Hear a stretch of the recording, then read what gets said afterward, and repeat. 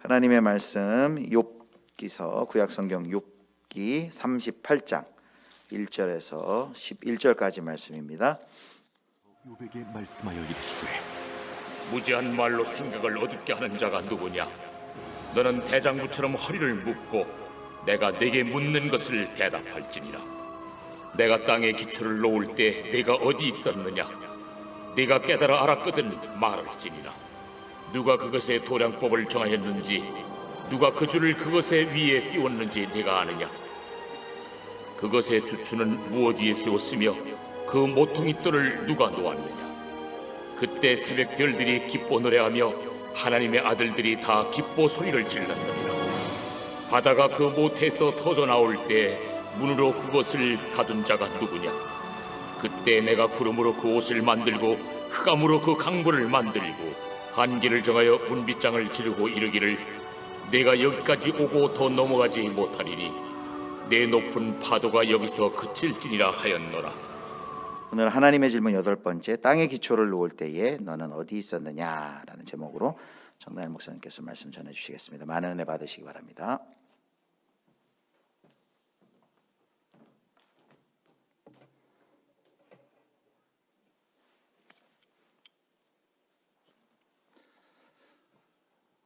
할렐루야.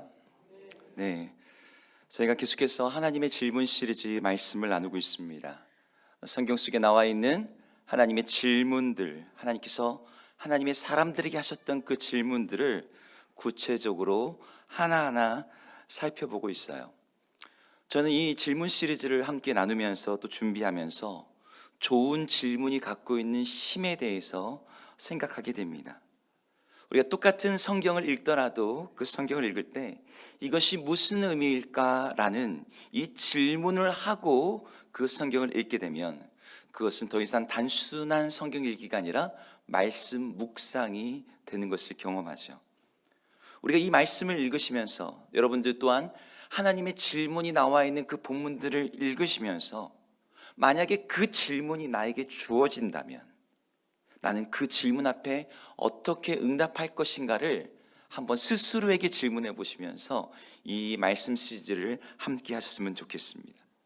우리가 어디를 갈 때 질문에 대해서 예상 답변을 준비할 때가 있잖아요. 회사에 신입사원이 입사원서를 내면 회사의 경영진들과 만나게 됩니다.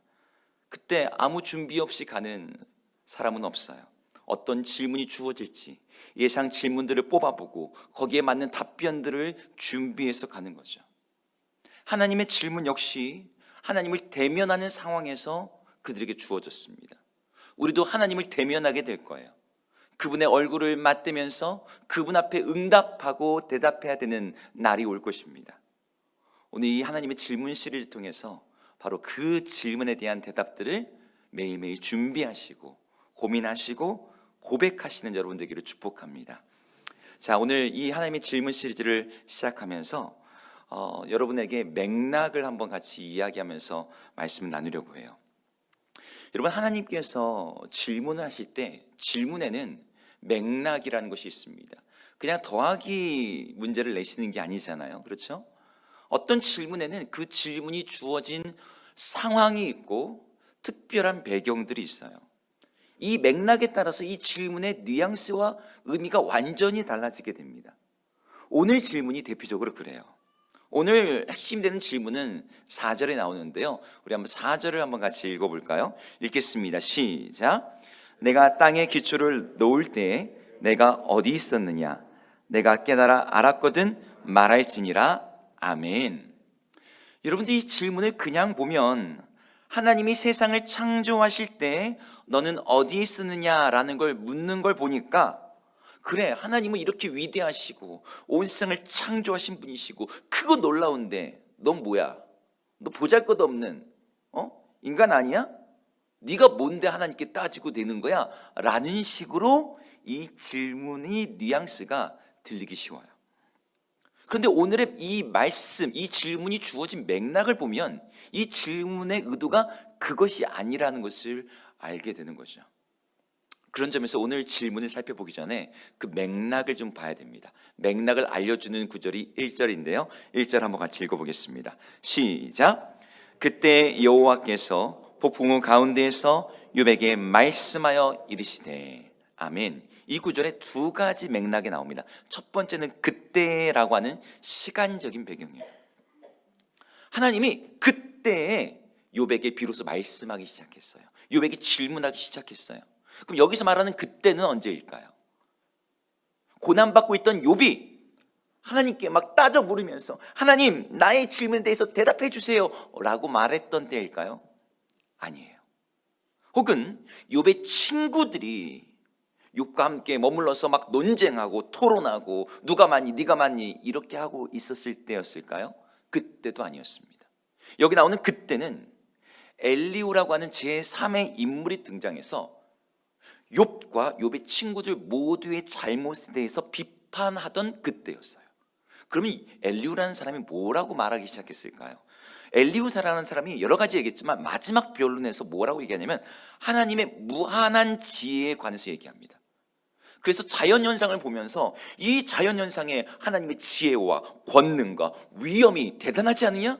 너 그 앞에서 엎드리고 항복해야 돼. 욥의 친구들에게 말하기를, 야, 욥이 당하고 있는 이 고난은 죄의 인간고 이거 아니야. 고난의 의미? 너 죄져서 지금 고난받고 있는 거 아니야. 고난에는 여러 가지 다른 의미가 있어. 우리가 연단되고 정화되고, 하지만 고난의 궁극적인 의미는 알 수 없지. 하나님을 알기에 우리는 너무나 아둔하고 부족해. 하나님은 너무 크신 분이야. 그러면서 엘리후의 결론은 이런 거예요.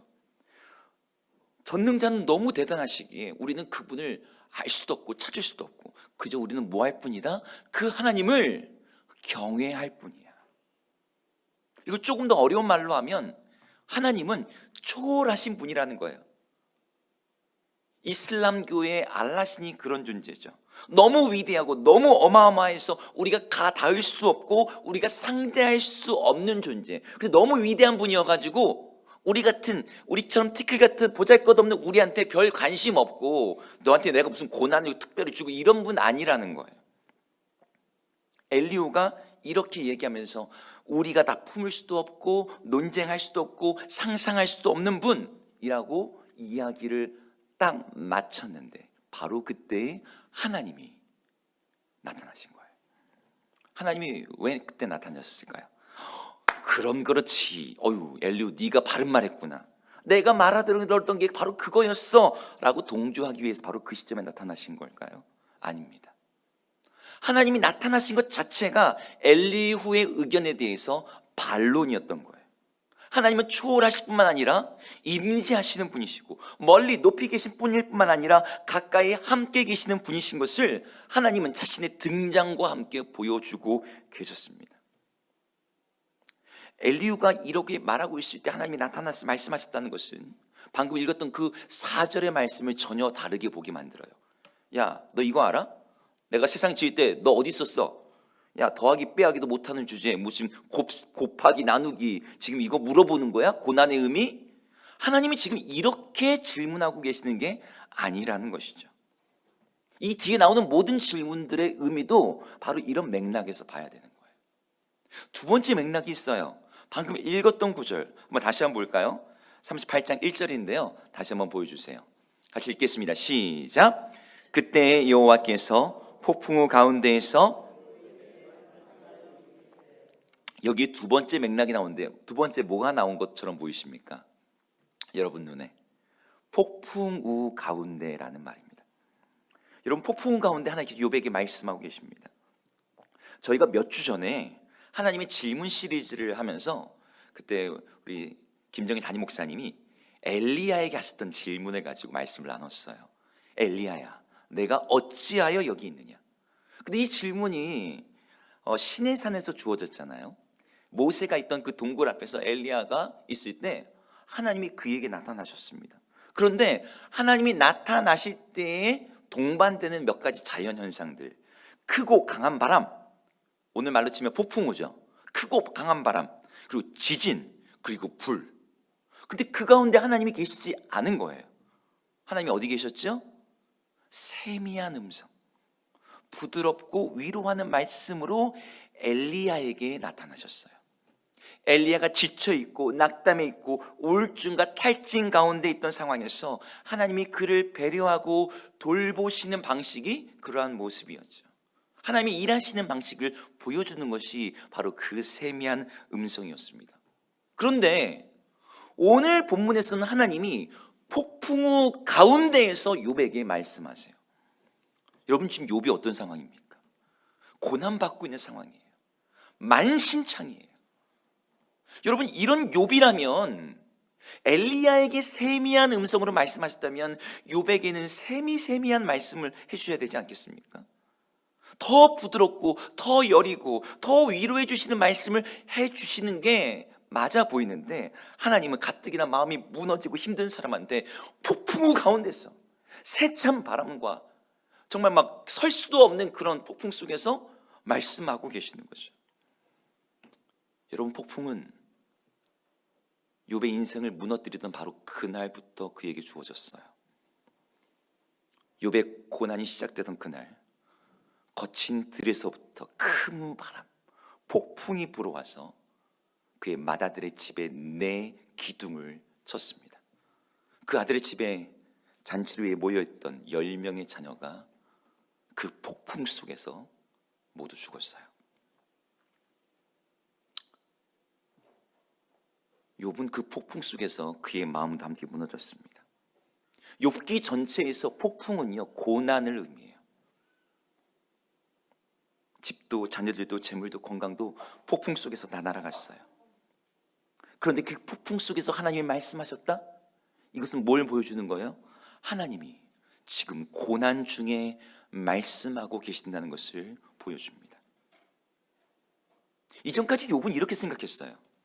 내가 평온하고 내가 부유하고 내가 건강하고 아무 탈이 없던 행복한 그때가 하나님의 숨결을 느끼고 하나님의 보호와 임재를 느끼던 때였다고. 그런데 정작 고난이 닥쳐오자, 폭풍이 다가오자, 그때 자기가 느꼈던 그 하나님은 어디에 가셨는지 온데간데 없고, 자기는 마치 우주의 진공 가운데 툭 던져진 것처럼 하나님이 아무 말씀도 하지 않고 아무 도움도 없이 자기를 버려두신 것처럼 느꼈던 거죠. 욥만이 아니라 사람들 모두가 그렇게 생각해요. 고난 속에서는, 폭풍 속에서는 하나님이 보이지 않고 하나님이 떠나신 것처럼 보이고 하나님께 아무것도 들을 수 없다고. 그 고난이 멈춰야, 그 고난이 끝나서야 비로소 하나님이 말씀하시든지 그 의미에 대해서 그제서 깨닫게 해주시든지 이런 일이 일어나지 않겠냐고. 그런데 하나님은 그 폭풍 속에서, 그 고난 속에서 욥에게 직접 말씀하신 거예요. 욥이 이전까지는 들을 수도 없었고 알지도 못했고 보지도 못했던 하나님이, 평온할 때는 결코 경험할 수 없었던 그 하나님이 바로 폭풍우 속에서 욥에게 말씀하기 시작했던 겁니다. 그래서 나중에 욥은 이렇게 말하죠. 욥기 42장 5절에 내가 죽게 대하여 귀로 듣기만 하였사오나 이제는 눈으로 주를 배움나이다. 폭풍우 속에서 하나님을 보게 된 겁니다. 저는 이 두 가지 배경을 가지고 오늘 말씀을 봐야 돼요. 첫 번째 배경 뭐예요? 하나님 우리를 방치하거나 방관하지 않으신다. 야, 하나님 너 상관하지 않냐? 그때 하나님이 나타나세요. 두 번째, 하나님은 고난이라고 하는 상황 속에서 말씀하신다. 자, 이 두 가지 맥락 속에서 그럼 오늘 욥의 질문 한번 보겠습니다. 폭풍 속에 있던 욥에게 하나님이 하신 말씀, 사실 우리 욥기에서 이 하나님이 하신 질문 이전에 욥이 했던 많은 질문들을 먼저 보았습니다. 욥의 질문을 정리하면 이런 거죠. 내가 왜 이런 고난을 당하고 있습니까? 이 고난의 이유가 무엇입니까? 이것이 어떤 의미가 있습니까? 그래서 하나님이 나타나시면 이제 거기에 대해서 대답해 줄 거라고 모든 독자들이, 그리고 욥도, 욥의 친구들도 다 기대하고 있었을 겁니다. 그런데 하나님이 욥에게 하나님의 대답이 아니라 하나님의 질문을 들려주세요. 대답할 사람은 하나님이 아니라 욥이라는 거예요. 하나님이 욥에게 질문하시면서 욥에게 특별한 자세와 마음을 대해서 준비시킵니다. 3절에 그것이 나오는데요, 인상적이어서 한번 같이 읽고서 넘어가겠습니다. 읽겠습니다. 시작. 너는 대장부처럼 허리를 묶고 내가 내게 묻는 것을. 아멘. 여기서 특별히 인상적인 단어는 대장부처럼 허리를 묶고라는 말이에요. 이 표현은 허리에다가 허리띠를 두르다라는 뜻인데, 이 말이 어떻게도 번역이 되면 자신을 무장하다. 고대 근동의 옷은 저희처럼 이렇게 딱딱 핏이 맞는 그런 옷이 아니잖아요. 품이 넓은 가운 같은 거여가지고 그냥 목 딱 집어넣고 허리를 갖다가 끈으로 딱 묶으면 이제 그 대사 옷이 되는 거예요. 그래서 병사가 전쟁터에 나갈 때나 농부가 들에 일하러 나갈 때 옷이 흘러내리지 않도록 허리의 끈을 단단히 졸라매야 됐습니다. 하나님이 지금 너 대장부처럼 허리를 묶고 대답하라는 말은 이런 뜻이에요. 요봐, 너 단단히 무장하고 마음 단단히 먹고 대답해라. 너 이 질문에 대해서 두려워하지 말고 피하지 말고. 이거 그만큼 너무나 중요한 질문이 결코 외면해서는 안 돼, 회피해서는 안 돼, 대답을 미뤄서는 안 돼. 내가 지금 너에게 하는 이 질문 너무너무 중요한 거야. 그러니 너는 허리를 묶고 이 질문 앞에 당당히 서서 대답하라 라고 지금 요구하시는 거예요. 저는 그런 점에서 오늘 이곳에 함께 계신 우리 성도님들도, 제가 이제 설교했으니까 나중에 다시 한번 생각해 봐야지, 그러지 마시고 오늘 이 자리에서 이 질문 앞에서 여러분 스스로의 고백으로 오늘 예배 후에 여러분 한번 대답해 보시고 응답해 보시기를 축복합니다. 자, 그럼 욥이 했던 질문, 이제 본론 본격적으로 들어갈게요. 욥의 질문은 아주 간단합니다. 하나님의 질문은 간단합니다. 하나님이 욥에게 했던 질문의 핵심을 한마디로 말하면 너는 누구냐예요. 따라해 볼까요? 너는 누구냐? 네. 오늘 28장 2절에서는 이렇게 물어요. 무지한 말로 생각을 어둡게 하는 자가 누구냐? 하나님 몰라서 묻는 거 아니죠? 지금 그 사람이 욥이라는 거예요. 4절 다시 한번 읽어보겠습니다. 오늘 핵심 구절인데요. 4절 읽겠습니다. 38장 4절이요. 읽습니다. 시작. 내가 땅에 기초를 놓을 때 내가 어디에 있었느냐? 내가 깨달아 알았거든 말할지니라. 아멘. 화면 좀 보여주세요. 여기 보면 내가 어디 있었느냐라고 묻죠. 자, 이제 됐습니다. 앞이 2절에서는 누구냐라고 물어요. 그 다음엔 무엇이냐라고 물어요. 그 다음엔 어디 있었느냐라고 물어요. 근데 이게 다 너에 대한 질문이에요. 욥에게 욥 자신이 누구인지를 생각하게 질문하세요. 이 뒤에 가면 하나님에 대한 질문들도 나옵니다. 땅에 주출도를 놓은 자가 누구냐? 바다의 문을 만들어서 가두어 놓은 자가 누구냐? 그 누구예요? 하나님이시죠. 하나님에 대한 질문처럼 보이죠. 그럼에도 불구하고 욥기 38장부터 그 뒤에 나오는 질문들의 핵심은 하나님이 누구냐가 아닙니다. 이 질문의 핵심은 너는 누구냐라는 거예요. 너 누구니? 너 어디에 있었니? 네가 알고 있는 것이 무엇이니? 욥기 13장에서 욥은요, 하나님이 나를 부르시면 내가 대답하겠습니다라고 하나님께 도전한 바가 있어요. 내가 누구인지, 내가 얼마나 의로운지, 내가 하나님을 얼마나 경외하며 살았는지. 하나님 내 삶 아시잖아요. 난 하나님 앞에서 내가 대답할 거리들이 이만큼 준비했어요 라고 그렇게 하나님 앞에서 말했던 사람이 욥이었어요. 그런데 하나님이 정작 욥에게 너는 누구냐라고 물으시는데 욥이 할 말이 없어지는 거예요. 하나님이 땅에 기초를 놓을 때, 무슨 말이에요? 천지를 창조하실 때죠. 욥이 어디 있었냐라고 물으셨는데 하나님이 창조의 사역을 하실 때 욥이 어디 있었습니까? 존재하지 않았죠. 욥의 입장에서 대답한다면 어디에도 없었죠. 아무것도 할 수 없었죠. 이게 이 정도가 뭐 최선의 대답일 겁니다. 너는 누구냐라고 물으시는 이 하나님의 질문 앞에 역사 속에서 사람들은 크게 두 가지 종류의 대답을 했던 것 같아요. 첫 번째 대답은 이런 거예요. 하나님 앞에서 자신을 꾸미고 과장하면서 자신의 선함과 의로움과 괜찮음을 가지고서 대답하는 부류의 사람들이죠. 하나님, 내가 이것도 했고 저것도 했고 저것도 했고 저것도 했고 내가 주님의 이름으로 주님의 이런 많은 일들을 했습니다 라고 말하는 사람의 부류들이에요. 그 말이 틀린 건 아닐 거예요. 다 한 것들이 있으니까 말하는 거죠. 성경에 나는 근거들이 있어요. 인간의 어떤 존엄함에 대한 근거들, 하나님의 형상으로 지음받았대, 하나님을 대신하여서 세우신 왕 같은 존재. 어쩌면 욥은 이쪽 편에 속하는 사람에 가까웠을 거예요. 욥 스스로가 자신을 대단치 않다라고 말해도 성경은 실상 그가 동방에서 가장 큰 부자였고 가장 의롭고 경건하고 흠을 찾을 수 없는 인물이었다고, 의인이었다고. 그래서 욥이 하나님께 따져 묻는 거 아닙니까? 고난 속에서 모든 것을 주신 분도 하나님, 가져가시는 분도 하나님, 영광과 찬양을 받기에 합당하신 분이라고 고백하긴 하지만 욥의 그 이후의 말을 들으면 이런 말이에요. 하나님, 제가 이 정도 고난 받을 정도로 나쁜 인간은 아니지 않습니까? 욥이 그렇게 계속 하나님께 항변했거든요.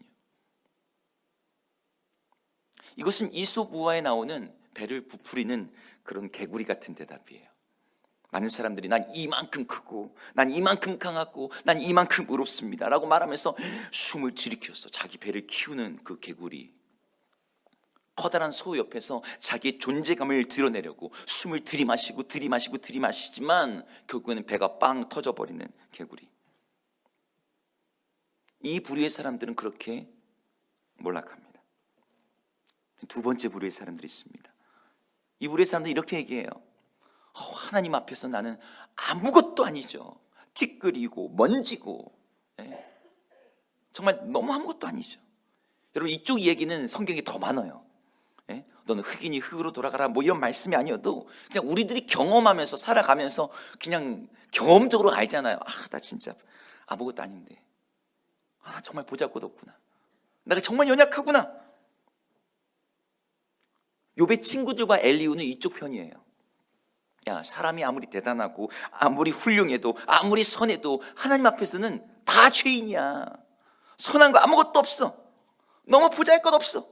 하나님의 관심은커녕 하나님이 뭐 도와줄 가치도 없는 그런 존재. 그래서 욥의 친구들의 말을 정리하면, 야, 네가 네 고난 가지고 하나님께 따져 물을 정도로 대단한 인간이야? 라고 묻는 거죠. 여러분, 어느 쪽이 맞을까요? 어느 쪽이 맞을까요? 여러분, 어느 쪽에 서고 싶으십니까? 교회 안에서는 첫 번째 대답에 대해서는 대부분 잘못이라고 생각해요. 그리고 두 번째 대답은 요게 맞는 거지라고 생각하는 경향이 있습니다. 나중에 가면 실제로 욥이 42장에서 이렇게 말하거든요. 무지한 말로 이치를 가리는 자가 누구냐라는 그 질문 앞에 그 자가 누구니까? 바로 접니다 라고 그렇게 대답을 해요. 처음에 욥은 이쪽 편에 있다가 나중에 이쪽 편으로 간 것처럼 보입니다. 그런데 하나님이 원하시는 대답은, 저희 표정을 보시면 아시겠지만 둘 다 아닙니다. 사람이 누구냐라는 이 질문에 대해서 대답하려면요, 사람만 봐서는요 그 답이 안 나와요. 사람을 지으신 분이 누구신지를 봐야 되는 거예요. 하나님이 너는 누구냐라고 물으시면서도 그 뒤에 내가 누군지, 땅에 기초를 놓은 자가 누구냐라고 자꾸 자기에 대해서 말씀하시는 이유가 그것 때문이에요.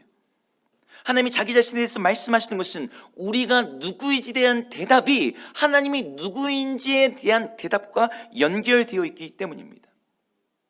성경 전체는 하나님이 누구신지에 대해서 끊임없이 말하고 있어요. 여러분 이미 다 알고 있는 것들이 있죠. 하나님, 나는 거룩한 하나님이다. 나는 창조주 하나님이다. 나는 전능한 하나님이다. 나는 사랑의 하나님이다. 그렇죠, 하나님 그런 분이시죠. 근데 그 하나님 안에 있는 우리들, 하나님이 거룩한 하나님이시기에 주님, 저는 거룩한 백성입니다.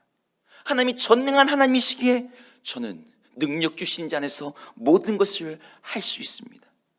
주님, 하나님이 사랑의 하나님이시기에 주님, 저는 그 사랑에 의지하여 살고 숨쉬고 생명을 얻습니다. 이것이 모든 그리스도인들의 대답 아닙니까? 우리 자신만 보면요, 우리의 대답은 양쪽 둘 중에 한쪽으로 기울어지기 쉬워요. 욥처럼 교만하여 혹은 과장하여 내가 이만큼 했는데, 아니면 욥의 친구들 엘리후처럼 야, 너 티끌이야, 먼지야, 재야, 아무것도 아니야. 그런데 우리가 우리 자신이 아니라 우리를 만드신 그 하나님을 보면, 우리를 만드시고 붙으신 그리고 이끄시는 그 주님을 보면 대답이 달라지게 됩니다. 사도 바울이 고린도 교회에 보내는 편지에서 이렇게 얘기했습니다. 고린도후서 6장 10절인데요 우리 한번 같이 읽어보겠습니다. 같이 고린도후서 6장 10절 읽습니다. 시작. 근심하는 자 같으나 항상 기뻐하고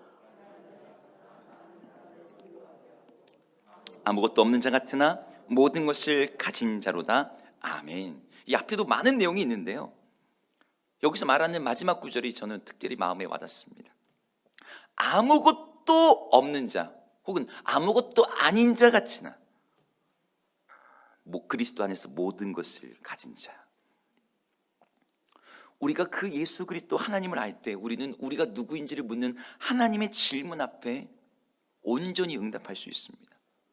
우리가 누구인지는 하나님 안에서만 대답할 수 있는 질문이에요. 성경은 하나님의 시선으로 볼 때 우리가 한창 모자란다는 것을 끊임없이 얘기해요. 하나님의 선, 하나님의 완벽함, 하나님의 거룩함, 거기에 비해서 우리는 너무나 모자란 존재들이죠. 그럼에도 불구하고 하나님 우리를 계속해서 사랑하신대요. 이게 우리의 정체성, 우리의 존재인 거죠. 우리를 지으신 분, 우리를 위해서 죽으신 분, 우리를 위해서 다시 사신 분에 의해서 우리의 이름이 새롭게 주어집니다. 그래서 우리는 그분의 사랑과 그분의 은혜가 절대적으로 필요한 자이고 우리에게는 구원자가 필요하며 그 구원자가 바로 예수 그리스도이시고 그분으로 말미암아 우리는 새로운 이름과 새로운 정체성을 얻게 되었다라고 성경 우리에게 얘기해요. 교회 안에서 훈련들이 있습니다. 억지로 고난을 만들어줄 수는 없기 때문에 숙제 많이 내주면서 훈련을 시키죠.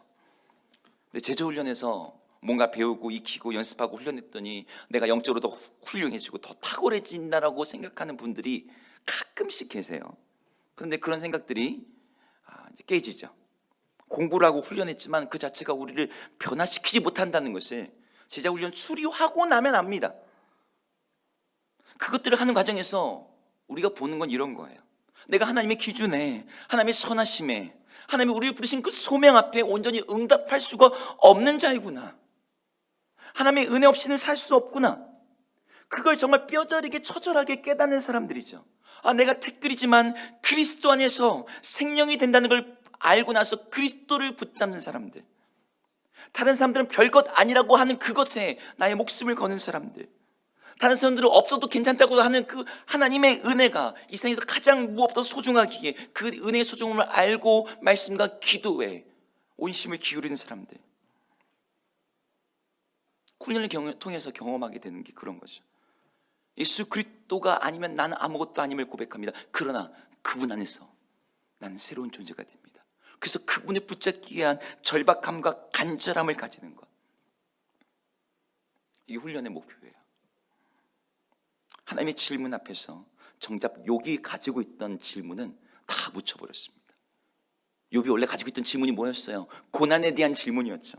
고난의 이유, 내가 왜 이런 고난 당하고 있는지. 그런데 하나님이 누구시고 그분 안에서 내가 누군지를 알고 나자 그게 더 이상 궁금해지지 않았습니다.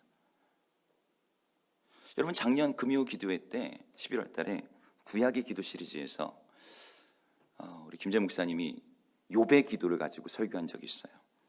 근데 그때 나눴던 말씀 본문이 42장 6절인데요. 한번 읽어보겠습니다. 42장 6절 읽겠습니다. 욥기 42장 6절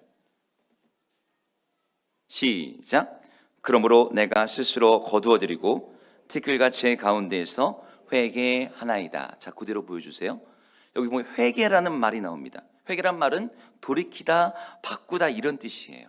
근데 이 말을 가지고 본문을 다시 해석하면 이 말이 어떻게 번역이 될 수 있냐면 티끌과 재에 대한 나의 생각이 바뀌었습니다 로 번역됩니다. 자, 다시 보여주셔야 됩니다. 여러분, 티끌과 재는 뭡니까? 보잘것없음을 대표적으로 보여주는 그러한 소재들이죠. 혹은 그것이 고난을 의미하기도 합니다. 그런데 내가 하나님을 만나고 나자, 그리고 하나님 안에 있는 내가 누구인지를 알게 되자 티끌과 재에 대한 나의 생각이 바뀌었습니다 라는 말이에요. 나에 대한 생각 혹은 고난에 대한 생각이 바뀌었습니다. 이 고난이 나를 벌주는 것이 아니라 이 고난을 통해서 하나님이 나를 복되게 하신다는 것을 알게 되었습니다. 내가 정말 티끌이고 죄에 불과하지만 하나님께서 그 티끌과 죄를 가지고 하나님의 형상으로 만드셨음을 내가 알게 되었습니다. 이것이 지금 욥이 말하고 있는 고백인 거예요. 너 티끌이다, 너 죄다, 너 아무것도 아니다. 이게 하나님 말씀하시는 포인트가 아니라 너는 이 고난을 통해서 내가 너를 새롭게 하고 내가 너를 다른 존재가 되게 할 거야. 이것이 지금 하나님께서 하시는 말씀인 것입니다. 말씀을 정리하겠습니다. 사실 우리가 내가 누구냐, 너는 누구냐라는 이 질문에 대답하려면 우리가 우리 자신을 아무리 찬찬히 들여다봐도 우리의 과거와 우리 현재와 우리의 능력과 우리의 선함과 우리의 본성과 이걸 아무리 봐도 답이 안 나옵니다. 하나님께서 어느 날 우리에게 욥에게 하셨던 이 질문, 내가 땅에 기초를 놓을 때에 네가 어디에 있었느냐라고 물으신다면 여러분 뭐라고 대답하시겠습니까? 사도 바울이 마치 이 질문을 자기가 받은 것처럼 모범 답안을 써놨어요. 땅에 기초를 놓을 때, 창조의 때 네가 어디 있었느냐? 에베소서 1장 4절부터 6절에서 사도 바울이 이렇게 대답합니다. 같이 읽겠습니다. 시작. 곧 창세전에 그리스도 안에서 우리를 택하사 우리로 사랑 안에서 그 앞에 거룩하고 흠이 없게 하시려고 그 기쁘신 뜻대로 우리를 예정하사 예수 그리스도로 말미암아 자기의 아들들이 되게 하셨으니 이는 그가 사랑하시는 자 안에서 우리에게 거저 주시는 바 그의 은혜의 영광을 찬송하게 하려는 것이라. 아멘. 지금 사도 바울이 뭐라고 말합니까? 내가 땅에 기초를 놓을 때 네가 어디 있었느냐? 주님, 저는 창세 전부터 그리스도 안에 있었습니다. 저는 그분의 사랑 안에 있었습니다. 주님의 기쁘신 뜻대로 예정하셔서 그리스도로 말미암아 하나님의 아들이 되게 하시려는 바로 그 계획 속에 있었습니다. 저는 주님이 땅에 기초를 놓을 그때서부터 주님의 사랑하시는 자 그 예수 그리스도 안에서 예비되고 계획되고 보존되었던 바로 그 사람입니다. 이게 모든 그리스도인들의 대답이에요. 저는 우리 모든 성도님들이 하나님의 질문 앞에서 여러분들의 상황과 맥락이 하나님 너무 대단하셔서 너 관심도 없어 라는 맥락 속에 있든지, 아니면 폭풍과 같은 그런 고난 가운데 있던 상황이든지, 하나님의 이 질문 앞에 주님 그렇습니다. 내가 고난 가운데 있지만 나는 그리스도의 사랑 안에 있습니다. 주님, 세상에서 내가 보잘것없고 아무것도 아니라고 말하지만 나는 그리스도 안에서 주님의 가장 존귀한 자가 되었습니다. 이것이 여러분들의 하나님에 대한 대답이 되시기를 주의 이름으로 축복합니다.